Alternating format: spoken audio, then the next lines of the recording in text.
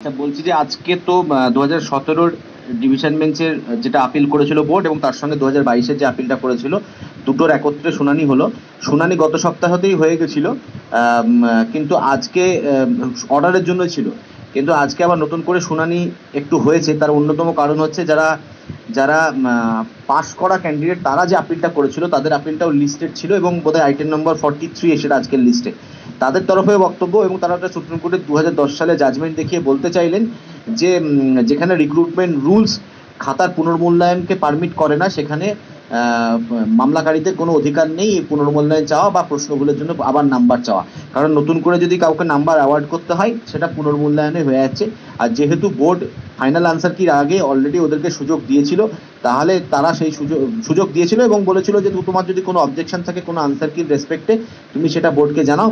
সেটা যেহেতু তারা 500 টাকা করে জমা করতে হবে বলে করেনি, তাহলে এখন কোর্টে এসে তারা বলতে পারে না যে আমাদের খাতার পুনর্মূল্যায়ন করতে হবে বা প্রশ্নগুলো এক্সপার্টের কাছে পাঠাতে হবে। এইটা ছিল বক্তব্য মেনলি যারা পাস করা ক্যান্ডিডেট আপিল করেছে তাদের।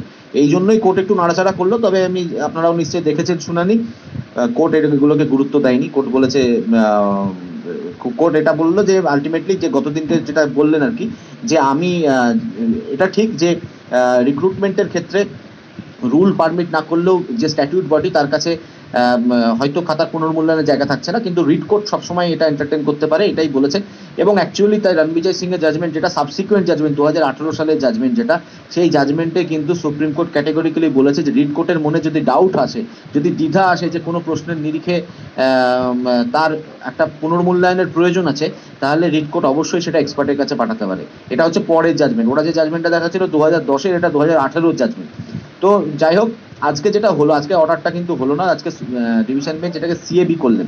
যেটা আসতে চলেছে আজকে শুনানির পরে যেটা আসতে চলেছে এবং জজ সাহেব যেটা এক্সপ্রেস করলেন নিজের মাইন্ড, তার সেটা হচ্ছে এরকম যে একটা এক্সপার্ট জজ সাহেব করে দেবেন এবং সেখানে আমরা কোনো সাজেশন, মানে আমাদের সিনিয়র কোনো সাজেশন দেননি। কারণ বোঝা যাচ্ছিল এটা যে কোর্ট কোনো সাজেশন শুনতে চাইছে না। এবার হতেই পারে এটা যে যেমনটা 17-র ক্ষেত্রে বিশ্বভারতী এবং 22-এর ক্ষেত্রে যাদবপুর হয়েছিল, হয়তো সেটাই থাকলো, হতেই পারে। কিন্তু সেটা পুরোপুরিভাবে ডিভিশন বেঞ্চের দ্বারা নির্ধারিত হবে। মানে এটা এমনটা নয় যে আমরা বললাম বলে হলো বা বোর্ড বললো বলে হলো। ডিভিশন বেঞ্চ বলেছে যে আমি ঠিক করবো সেটা এক্সপার্ট কাকে হবে। উনি প্রশ্নের সেটগুলো বুঝে নিলেন।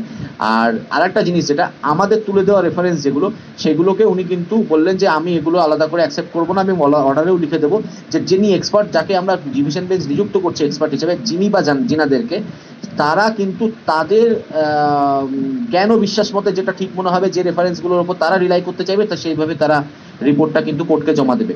সুতরাং এইটাই যে যে জাজমেন্টটা আগামী দিনে ডিভিশন বেঞ্চ দিতে চলেছে, তাতে করে বিশ্বভারতী থাকতেও পারে, নাও থাকতে পারে। আবার এটাও পরিষ্কার হয়ে গেল যে সেখানে একদমই নিরপেক্ষ, যেহেতু সেখানে বোর্ডের তরফেও কেউ থাকবে না। আমরা তো বড় বড় নিরপেক্ষতার উপরেই জোর দিয়েছিলাম। আমরা যে কোনো ইউনিভার্সিটি হোক, সেটা সেন্ট্রাল হোক বা স্টেট ইউনিভার্সিটি হোক, আমাদের বিশ্বাস যে আমরা আমাদের প্রশ্নের যেগুলো ভুল হয়েছে সেগুলো উঠে আসবেই আসবে। এবার ডিভিশন বেঞ্চ বললো আমি একদম নিরপেক্ষ, সেখানে কারো সাজেশন ছাড়াই আমি যাকে মনে করব, যাকে বা যিনাদেরকে মনে করব, তাদেরকে এখানে এক্সপার্ট হিসেবে নিযুক্ত করব এবং তারা রিপোর্ট দেবে আমাদেরকে। এরকম হলো। মামলা হয়েছে সিএবির অর্থ হচ্ছে কোর্ট অ্যাডজার্ন ফর ভার্ডিক্ট। সেটা আজকাল পরশু যে কোনো দিন হতে পারে বা নেক্সট উইকেও হতে পারে। শুধু জাজমেন্টটাই হবে। আর যারা পাশ করা তাদের আপত্তি যেটা, সেটাও কোর্ট কানে তোলেনি। তো এইটাই হচ্ছে সাম অ্যান্ড সাবস্টেন্স। আজকে আমাদের পজিটিভই মনে হয়েছে, কারণ বহু চেষ্টা হচ্ছিল এটা বোর্ডের তরফ থেকে যেটা একদমই বাদ দেওয়া হোক, সেখান থেকে আমরা যেটা পেয়েছি অ্যাকচুয়ালি এটাই আমরা চাইছিলাম, যে ঠিক আছে, মানে এক্সপার্ট নিয়েও যদি যাচাই করার ব্যাপার থাকে, আমরা তাতে পিছপা হতে চাইছি না। আমরা চাইছি যাকেই এক্সপার্ট করা হোক না কেন, আমরা তাতে মেনে নিতে রাজি আছি, কারণ আমাদের বিশ্বাস ভুল যেরকম টাইপের হয়েছে তাতে আমাদের ক্যান্ডিডেটরাই জিতবে।